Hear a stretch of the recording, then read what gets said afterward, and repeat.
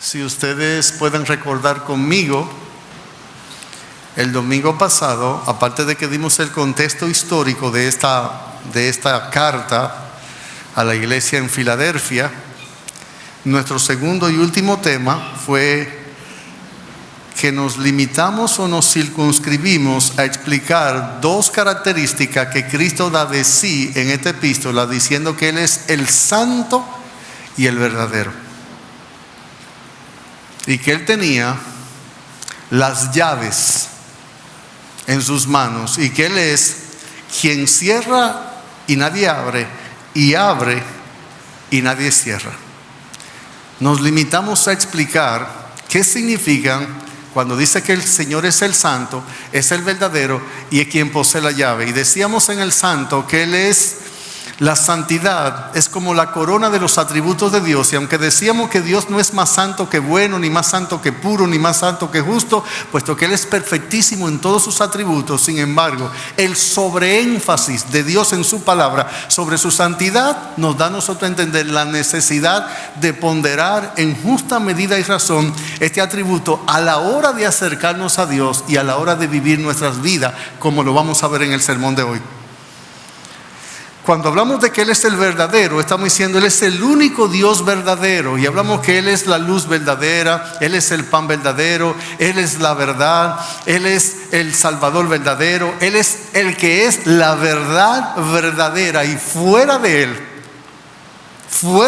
en esencia no hay ninguna otra verdad. O por lo menos cuando decimos eso, no queremos decir que 2 más 2 no sean 4 y que eso no sea verdadero. Lo que sí estamos diciendo que en cuanto a Dios, la vida, la eternidad, la redención, o sea, Él es la suma de toda verdad. Y el contexto de esto es que le está hablando a una iglesia que vive en una región, en una comunidad donde tienen un Dios falso para el sexo, para la fertilidad, para el vino, para el trabajo, para todo tenían falsos dioses. Y cuando Cristo dice que Él es el verdadero, Él está dando a entender que, por ejemplo, Dionisio, que se adoraba en Filadelfia como el dios del vino, pero si usted quiere a Artemisa o usted quiere a Diana, la que usted quiera, cualquier otro dios pagano, Él está diciendo: ustedes creen, aman, confiesan, adoran, reconocen, exaltan, magnifican, confían y fían en el único Dios que es verdadero, en el Dios real, cuyo Dios que es real es santo, santo, santo. Y es quien tiene las llaves que implican autoridad. Es quien da acceso a las cosas, es quien abre las puertas, es quien da oportunidad, es quien las quita, es quien las otorga, es quien la controla, es quien la dirige, es quien la gobierna, es quien la rige, es quien la manda, quien la quita, quien la da. Yo tengo el dominio, el control de todo en tu vida. Yo abro puertas que nadie cierra y cierro puertas que nadie abre. En resumen, eso fue el sermón del domingo pasado. Hoy lo que vamos a hacer es circunscribirnos al versículo 8 de este pasaje, donde dice 3 cosas que nosotros debemos ver allí. Luego del Señor repetir la misma frase que dijo a todas las iglesias, Tiatira, Pérgamo, Laodicea, Sardis, a todas las iglesias, la iglesia en Éfeso, Él dice: yo conozco tus obras. Y a continuación va a ser una descripción de las obras que el Señor refiere, que Él conoce de la iglesia en Filadelfia. Recuerde que dijimos que el nombre Filadelfia significa amor fraternal o amor entre hermanos. Eso significa el término, y que un rey puso como nombre a esta ciudad, la cual dedicó a su hermano.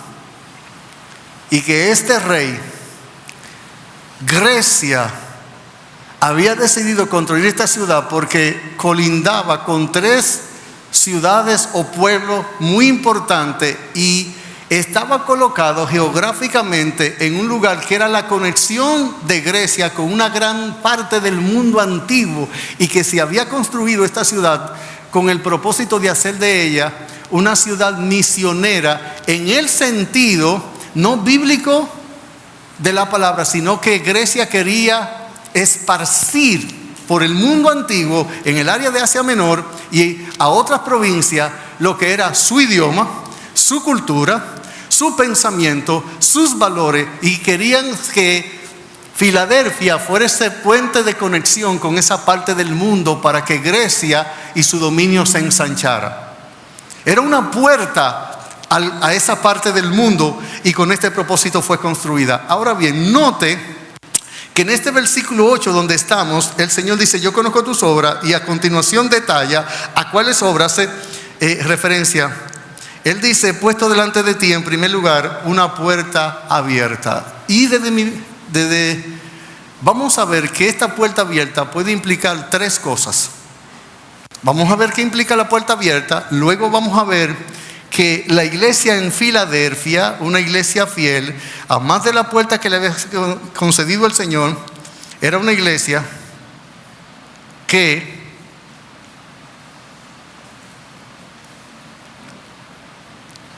puesto una puerta abierta delante de ti, la cual nadie puede cerrar, porque aunque tienes poca fuerza.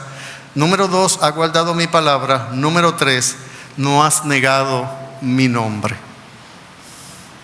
¿Qué quiere decir el Señor a la iglesia en Filadelfia cuando dice que el Señor ha puesto delante de ella una puerta abierta?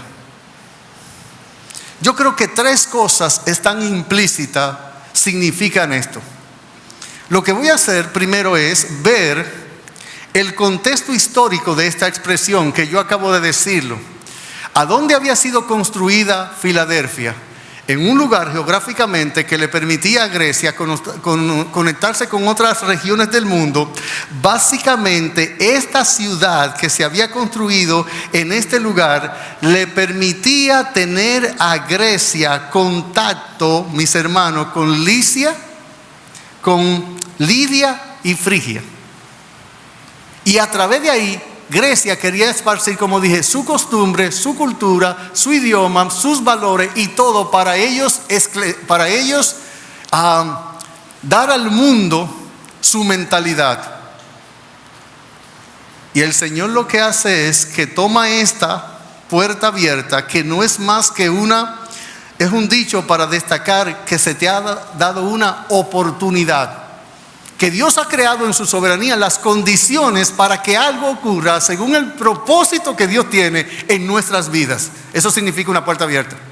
Pero en el contexto histórico, asimismo, como Grecia con su mente colonialista, progresista, de querer esparcir toda su religión, su cultura, su idioma, sus hábitos, sus costumbres, Dios usó a la iglesia en Filadelfia, una iglesia pequeña, una iglesia parece que con pocos miembros, una iglesia que parece con hombres y mujeres cuya economía a lo mejor no era la mejor de la ciudad. Dios usó y abrió una puerta que Grecia pensó en esparcir su cultura para entonces el Señor esparcir el evangelio. Y lo vamos a demostrar cuando veamos el tercer punto de por qué creemos que eso significa una puerta abierta en este pasaje. Así es que lo que Dios está diciendo: yo he creado una oportunidad, una gran oportunidad para ti en algo que Grecia pensó en. Yo en mi soberanía lo permití para que luego yo cumplir este propósito eterno a través de ti, iglesia pequeña, iglesia débil. Porque los planes y propósitos de Dios no se circunscriben a los recursos que tengamos humanamente. Por eso decimos lo siguiente: Dios no llama a los capacitados, Dios capacita a los que llama. Depende de Él, depende de su sabiduría, depende de su omnipotencia, depende de su soberanía, depende de su gracia, depende de su toda sapiencia, depende de su omnipresencia. Y Dios había tomado esta condición geográfica de ciudad, de ubicación, de colindancia con otro pueblo para esparcir el evangelio a través de una iglesia que era menospreciada en su sociedad, que era menospreciada por el imperio, era atacada por el judaísmo y que se caracterizaba por su poca fuerza y su pobreza. Pero Dios había abierto una puerta y la había puesto delante de Él, y como Él es quien tiene la llave que abre y nadie cierra, y cierra y nadie abre, le había abierto una puerta. Pero yo creo que en la sensibilidad de Dios, Él dice esto porque esta iglesia, que como vamos a ver en segundo lugar, había guardado la palabra de Dios, yo estoy seguro que por estos creyentes vivir guardando la palabra de Dios, a ellos se les cerró muchas puertas en la sociedad. ¿Usted está escuchando lo que yo estoy diciendo? Esa fidelidad de esta iglesia que se mantuvo con poca fuerza, débil, pero guardaron la palabra de Dios y no renegaron el nombre del Señor. Muchas puertas se les cierran a los cristianos de este lado de la eternidad, en este mundo, por ser fiel a la palabra de Dios y no negar su nombre.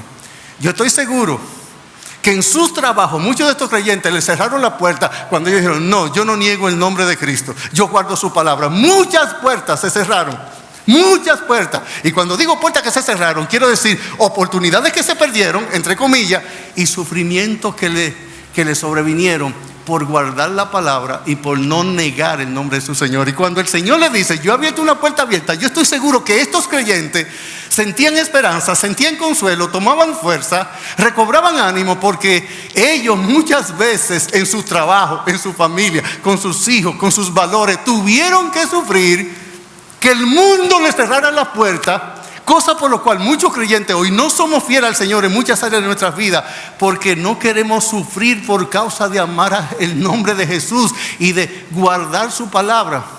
Porque nosotros sabemos que todo el que quiera vivir piadosamente en Cristo Jesús padecerá persecución. Y que esa persecución es una sociedad que nos ataca, es una sociedad que nos saca de ello, nos segrega, nos aísla, nos bota. Es una sociedad que no aguanta que un cristiano sea íntegro en su trabajo, que no soporta que un cristiano sea sal y sea luz, y muchas puertas se cierran. Hay gente que deja de amarnos cuando nosotros queremos ser fieles al nombre del Señor y guardar su palabra. Nos cierran la puerta de su cariño. Muchas puertas fueron cerradas en la cara de estos hermanos en Filadelfia por amor al nombre, por ellos ser fieles al nombre del Señor.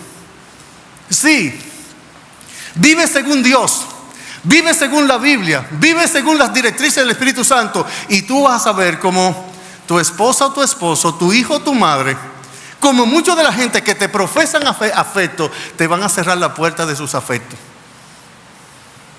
Sí, dile a tu jefe que tú no vas a mentir en el trabajo para evadir un problema que se causó, y que tú prefieres pagar las consecuencias de decir la verdad, aunque la puerta de ese negocio se cierre para ti. Esta iglesia en Filadelfia tuvo que sufrir mucho desprecio y mucha aflicción, adversidad y mucho llanto por mantenerse fiel. Y aún en sus pocas fuerzas, Filadelfia se mantuvo incolume, o sea, de pie, parada, fiel, íntegra, inamovible en sus convicciones.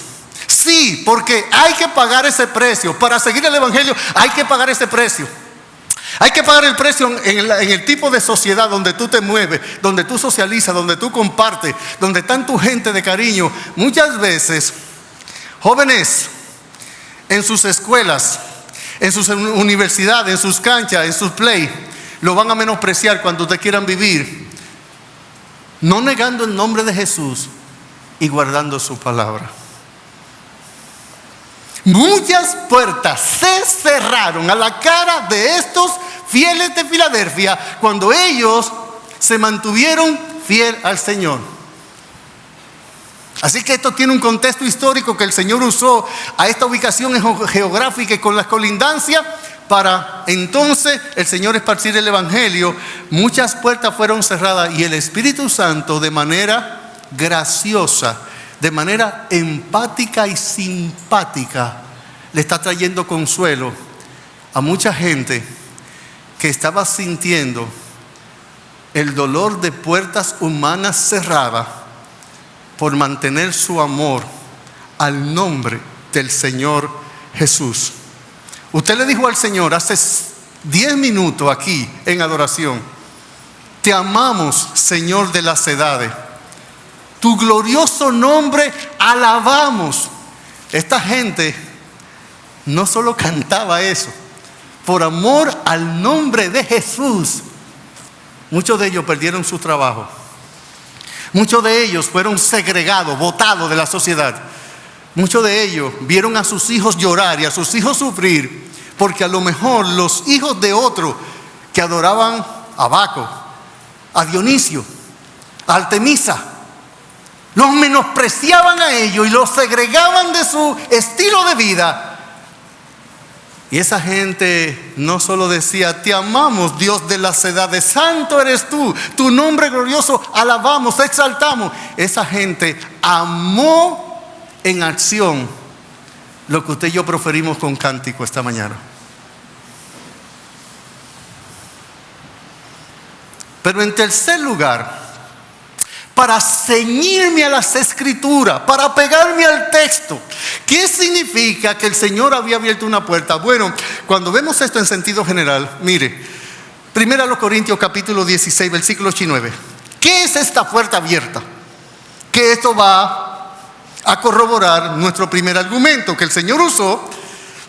La puerta que Grecia quiso abrir al mundo para promover su cultura, para entonces esparcir el evangelio y que mucho evangelio creciera a través de esta puerta geográfica. Dice 1 Corintios capítulo 16 de la siguiente manera. Dice el versículo 8, versículo 9. Pero estaré en Éfeso hasta Pentecostés, porque se me ha abierto una puerta grande y eficaz, y muchos son los adversarios. ¿Y a qué puerta se refiere el apóstol Pablo en este pasaje? ¿Qué se le abrió en Éfeso? Bueno, si usted ve, la mayoría de los eruditos, de los teólogos, coinciden en decir que todas estas iglesias de Asia Menor fueron fundadas o establecidas porque desde Éfeso llegó el evangelio, y desde ahí, donde Pablo duró 3 años, que fue quizá el lugar donde Pablo más se detuvo, 3 años enseñando la palabra, entonces mucha gente por ahí conoció el evangelio. ¿Qué significa una puerta abierta? Bueno, mire 2 Corintios 2:12. ¿A qué se está refiriendo el Señor? ¿Qué puerta es esta que el Señor abrió a Filadelfia, le abrió a Pablo en Éfeso? Mire 2 Corintios capítulo 2. ¿A qué puerta se refiere? Capítulo 2 versículo 12. Dice: cuando llegué a Troas para predicar el evangelio de Cristo, aunque se me abrió una puerta en el Señor. ¿Puerta para qué? Para predicar el evangelio. Esa es la puerta grande, y no hay una puerta más grande, porque le abre al mundo la puerta del reino, de la salvación. ¿Qué dice Hechos 14:27? Hechos 14:27. Venga conmigo. ¿Qué puerta fue abierta? La puerta del evangelio, la puerta del reino, Cristo siendo el camino que lleva al Padre. Dice Hechos capítulo 14 versículo 27 de la siguiente manera.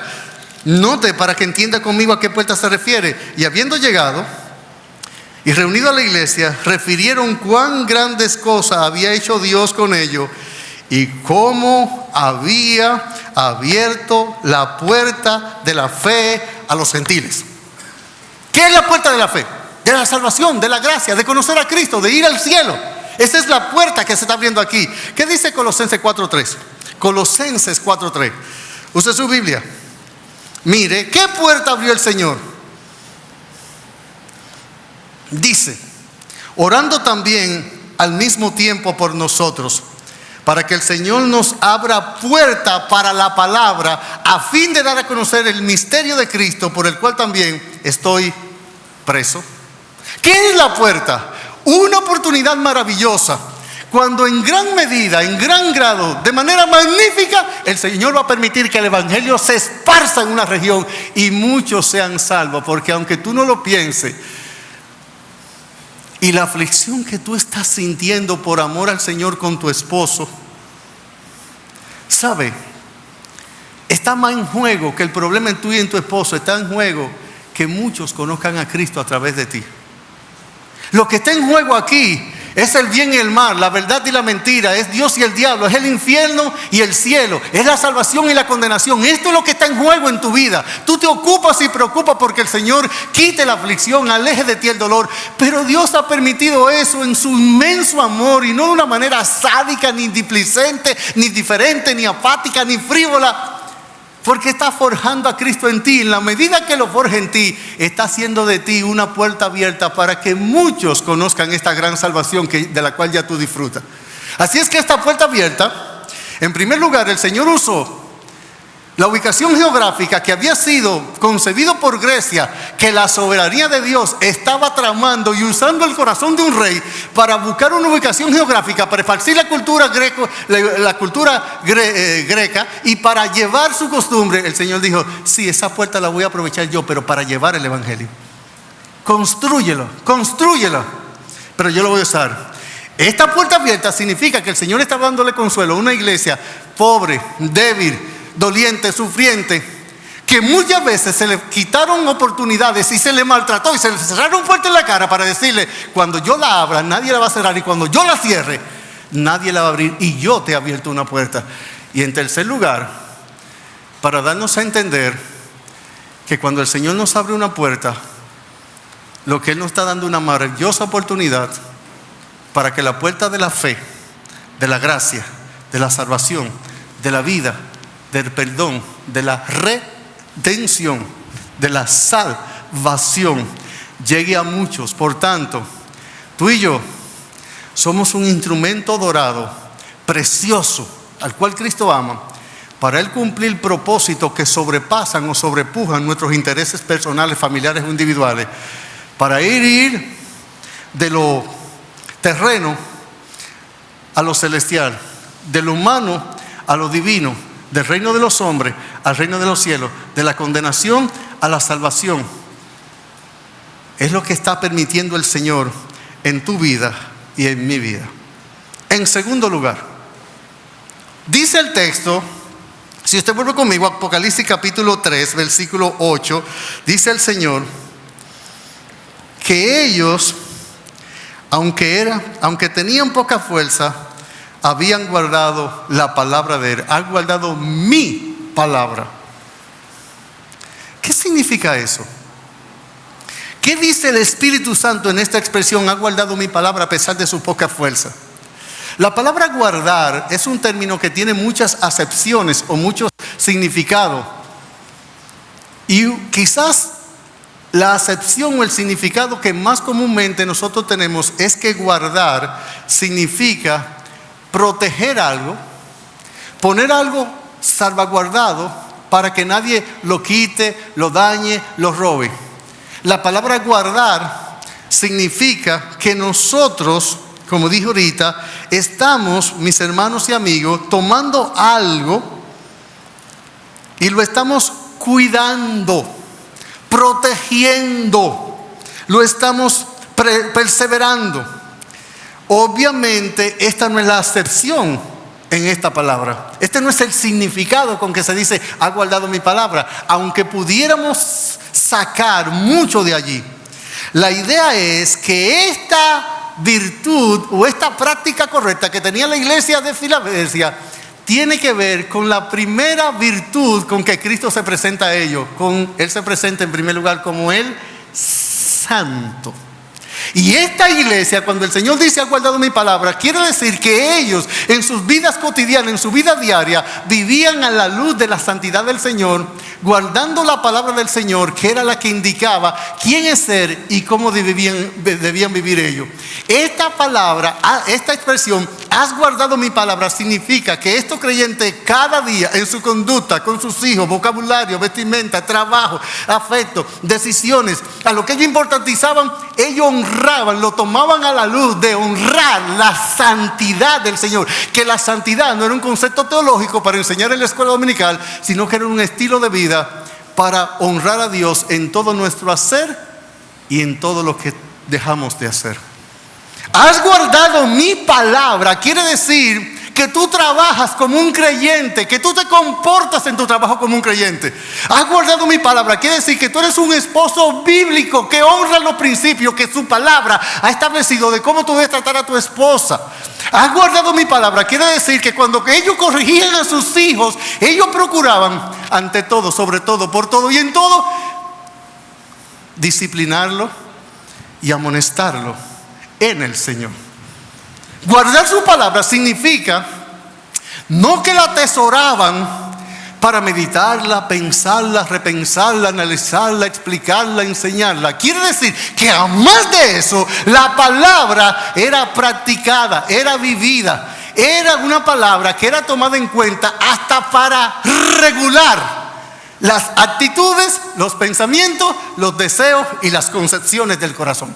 Esa expresión, has guardado mi palabra, significa que ellos tomaban en cuenta qué dice las Escrituras en esta situación que me está pasando. ¿Qué haría Cristo, el santo de los santos, 3 veces santo, únicamente santo y nada más santo? ¿Qué haría Él si estuviera en mi lugar? Has guardado mi palabra en este pasaje significa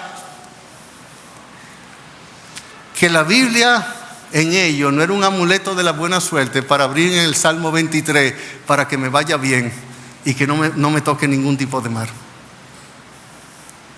Ha guardado mi palabra en este pasaje significa que ellos tenían como un tesoro invaluable, como una perla de grande precio, por lo cual ellos podían agarrar todo lo que tenían, venderlo, morir por eso, vivir por eso, sacrificarse por eso, entregarse por eso, ser humillado, confiar en eso, que ellos preferían en sus vidas prácticas diarias y cotidianas vindicar, exaltar, magnificar, importantizar la santidad de Dios a costa de sus propias vidas. Has guardado mi palabra en este pasaje significa que la Biblia no era un concepto para debatir, era un principio para vivir. Has guardado mi palabra en este pasaje significa que ellos le decían al Espíritu Santo en su vida diaria: dame luz, dame fuerza, dame gracia para hacer o no hacer lo que Cristo haría y no haría si estuviera en mi lugar. Ha guardado mi palabra quiere decir que cuando ellos tenían en la balanza de sus 2 manos a quién preferir, a quién deferir, a quién honrar, a quién importantizar, a quién amar, ellos estaban resueltamente decididos a hacer que la palabra de Cristo fuera exaltada en cualquier aspecto de su vida, no importando el precio. Eso significa en este pasaje que ellos sabían que el Dios al cual servían era el Dios Santo y era, como dice nuestra segunda característica de Cristo, el único Dios verdadero. Por tanto, ahora pues, ¿qué significa en este pasaje no has negado mi nombre? Era que alguien le preguntaba: ¿conoces a Jesús? Y él decía: no sé quién es, nunca he oído hablar de él.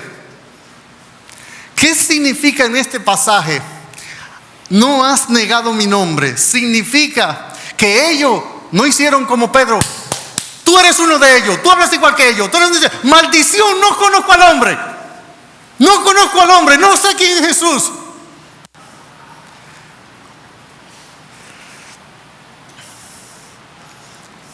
Una nación, un pueblo, una ciudad, un imperio donde se adoraba al emperador como Dios, se adoraba al dios del vino, que era el dios principal, el dios Dionisio en esa comunidad. Se adoraba a un dios por la fertilidad, a un dios por el sexo, a un dios para la lluvia, a un dios para la prosperidad, a un dios del amor. Se adoraba a un dios para cualquier práctica. Pero ¿sabe qué?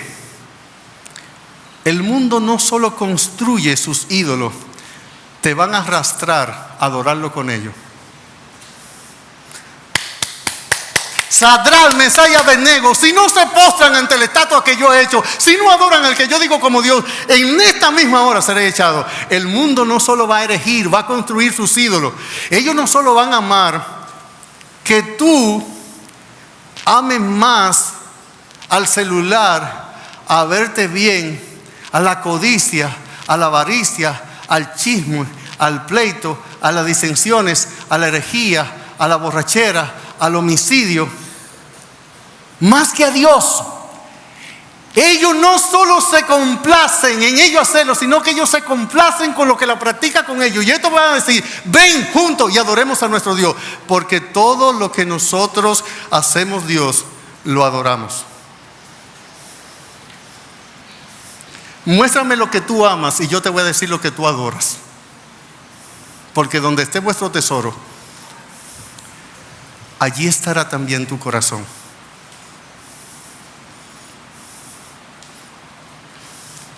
El nombre de Jesús ha sido el nombre por el cual se han matado más personas en la historia de la humanidad. Sí, porque la historia del cristianismo se puede escribir con tinta sangre.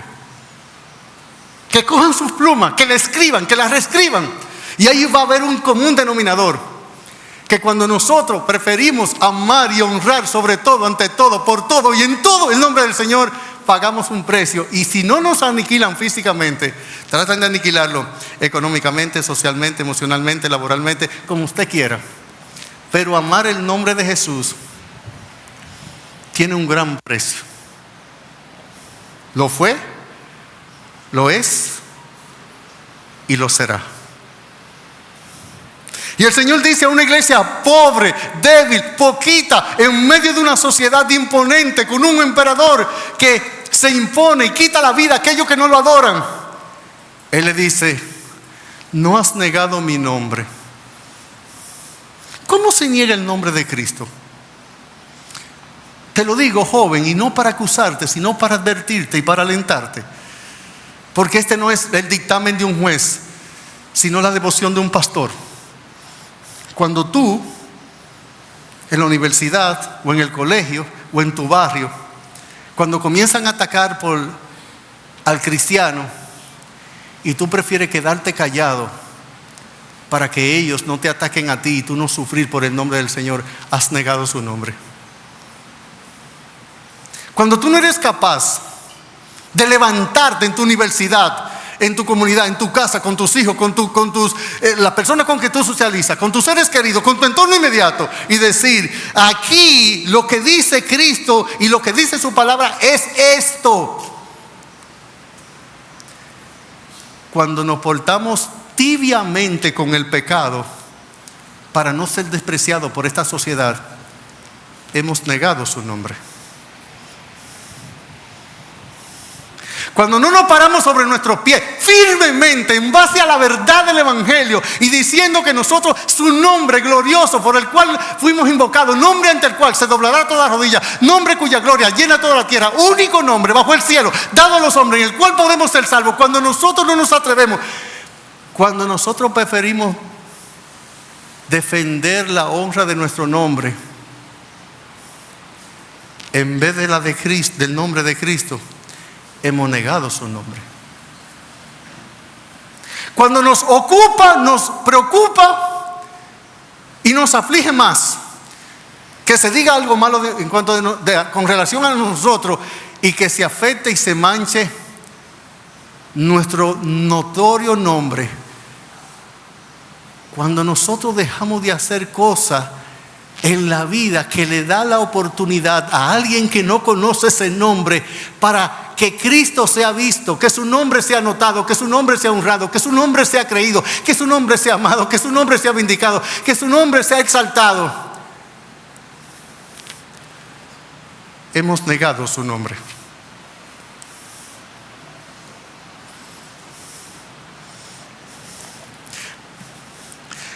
Apocalipsis 3:5. Apocalipsis 2:3 primero. Y luego pasamos al 5. ¿Qué dice Apocalipsis capítulo 2, versículo 3? Y has sufrido, y has tenido paciencia, y has trabajado arduamente por amor de mi nombre, y no has desmayado.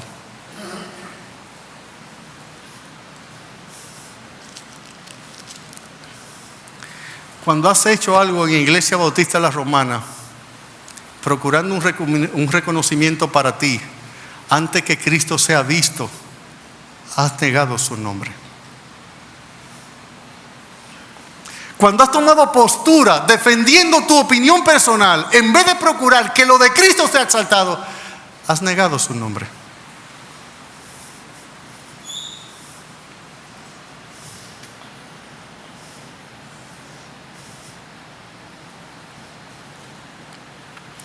Tres 5 de Apocalipsis. Al que venciere será vestido de vestiduras blancas, y no borraré su nombre del libro de la vida, y confesaré su nombre delante de mi Padre y delante de sus ángeles. ¿Recuerdan el contexto histórico de este pasaje? Dos prácticas había con esto, quizás tres. Número uno, cuando yo era una persona, un villano que había hecho muchos males a la sociedad, un antisocial, las autoridades determinaban borrar mi nombre del registro civil, porque lo que querían era dar como si yo no existiera. Y una forma de la sociedad vindicar lo correcto y vengarse de mí era: bórrenlo del registro, él no existe para esta sociedad, aunque esté vivo es como si estuviera muerto. En segundo lugar, se borraba de ese mismo registro civil el nombre de una persona cuando moría. Y en tercer lugar, en esa ciudad se escribía con letras de oro en el registro civil a una persona que había vivido amando a la sociedad y aportando grandes bienes. Se escribía su nombre y lo perpetuaban con letras de oro.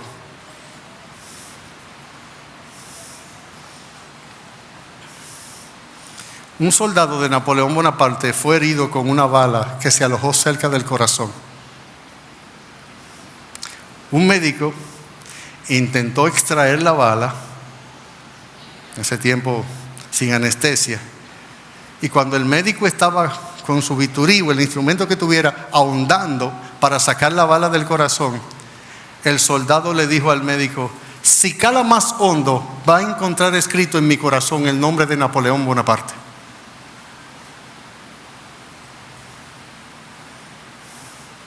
¿Quieres saber qué es no negar el nombre de Jesús? Hechos 5, 40 y 41. Mire qué es no negar el nombre de Jesús. Mire qué era lo que hacía la iglesia en Filadelfia.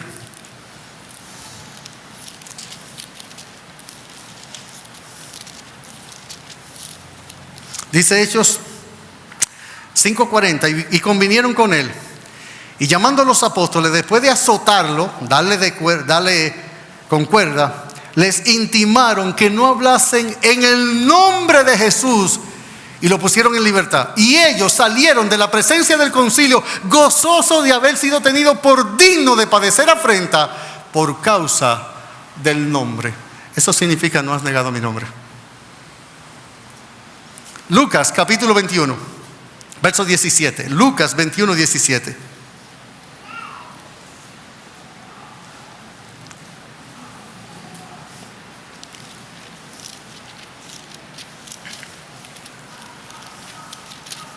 Dice, leo el 16: mas seréis entregados aún por vuestros padres y hermanos y parientes y amigos, y matarán a alguno de vosotros, y seréis aborrecidos de todos por causa de mi nombre. Así es que, en conclusión, estoy benigno esta mañana. Fue que oré un poquito más. No ha negado mi nombre significa en este pasaje que yo en mi vida, en mis decisiones, en mis acciones, en mi escala de valores, yo prefiero ante todo, por todo, sobre todo y en todo, que Cristo sea visto que cuando yo practico una buena obra, yo me encargo que la gente sepa que esa buena obra, Cristo la preparó de antemano, me dio oportunidad, me abrió la puerta, me dio recursos, me dio don, me dio talento, me puso en la escena y después me dijo, camina y ejecuta esa buena obra, pero haz que Él, solo Él, nada más Él, únicamente Él, exclusivamente Él, sea visto, sea exaltado y sea amado. Que yo no intento ni secreta ni abiertamente tomar la gloria que un solo nombre merece. No has negado mi nombre significa que cuando tienes que elegir entre pecar y no pecar, el respeto reverente que sientes por el nombre de Jesús, Salvador de pecadores, cuyo nombre te fue dado, que invocaste para ser salvo, tú prefieres 1000 veces honrar la santidad y la veracidad de su nombre antes que procurar tu propio y aparente bien. No has negado mi nombre en este pasaje significa que usted ama, desea, anhela, quiere, procura, se esfuerza, se sacrifica porque el nombre de Cristo en alguna manera y en algún grado sea exaltado. Así como Pablo dice en Filipenses capítulo 1, que él no le importa si algunos predican a Cristo por envidia, otro por añadir aflicción a su prisión, otro por progreso del evangelio, pero en todo Cristo es anunciado y en esto me gozo y me gozaré aún. Eso pasaba en esta iglesia, que tú quieres que el nombre de Cristo sea creído, visto, respetado, amado, honrado, servido y adorado.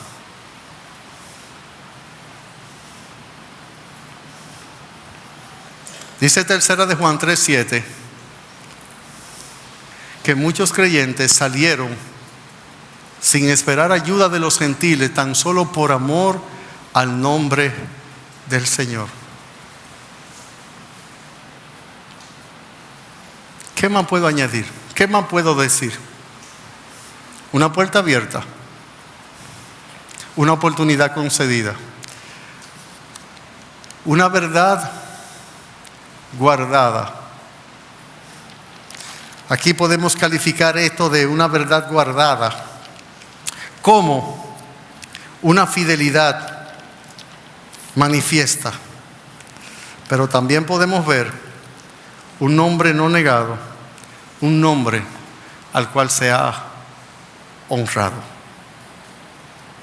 Dime, hermano mío, dime, amigo mío, oveja mía, puede que en esa aflicción que el Señor esté permitiendo en tu vida, está construyendo una gran puerta que tus lágrimas y tus temores no te dejan alcanzar a ver. Puede que te estés pasando como Agar, cuando el Señor le dice a Abraham que la saque del lugar de Sara. Ella pone el niño para perecer, ya para morir de sed. Pero al lado de ella había una fuente de agua que ella no podía ver. Y el Señor le dijo, a tu lado hay una fuente de agua, bebe y dale al niño. Sí, no en vano el Señor aflige a los hijos de los hombres, y mucho menos en vano aflige a un hijo como tú, el cual Él tanto ama. Su amor por ti puso a Cristo en la cruz. Su amor por ti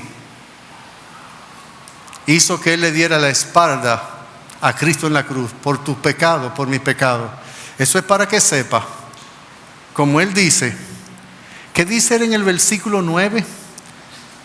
Para que ellos vean, voy a hacer que los judíos vengan y se postren ante ti, para que ellos vean, ¿qué es lo que iban a ver según el versículo 9? ¿Qué dice? ¿Ellos vean qué? Se me olvidó, no me acuerdo, ¿qué es lo que dice? ¿Cuánto te qué?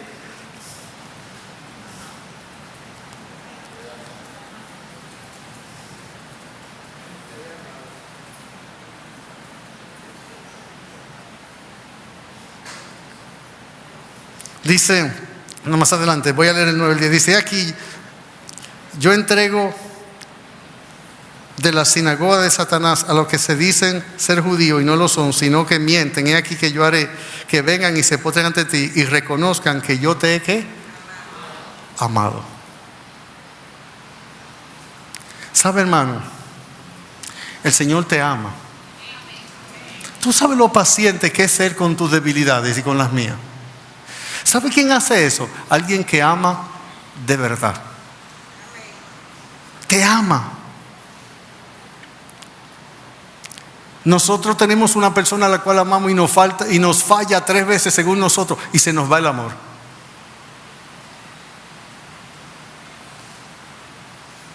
Si el amor del Señor por ti y por mí dependiera de nuestra fidelidad a Él, el Señor nos odiara. Con amor eterno te he amado, por tanto te prolongué mi misericordia. Los amaré y los amaré de pura gracia. Ni la muerte, ni la vida, ni ninguna otra cosa creada nos podrá separar del amor de Dios que es en Cristo Jesús, Señor nuestro. Y de Jesucristo, como dice el 1.5 de Apocalipsis, que dice, y de Jesucristo el testigo fiel, el primogénito de los muertos, el soberano de los reyes de la tierra, el cual nos amó y nos lavó de nuestros pecados con su sangre. Hay una imagen que mi mente acuña cada vez que pienso en este texto. Las heridas de Cristo, el tomar un lebrillo y dejar que su sangre caiga en esa ponchera, en esa vasija, en ese lebrillo. Y después Él llamarme, ven Ramón, tomar el lebrillo en esas manos de donde vertió la sangre y meter la otra mano en el lebrillo con su sangre y comenzar a lavar mis pecados con la sangre de Él.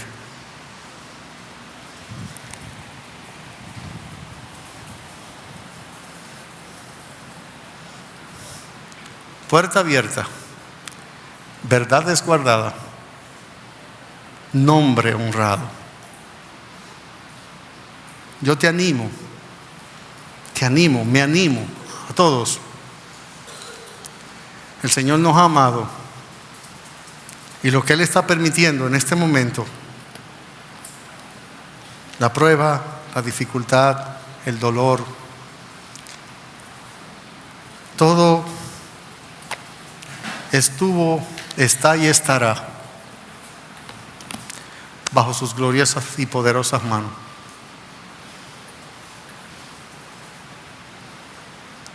Echando toda vuestra ansiedad sobre Él, porque Él tiene cuidado de vosotros.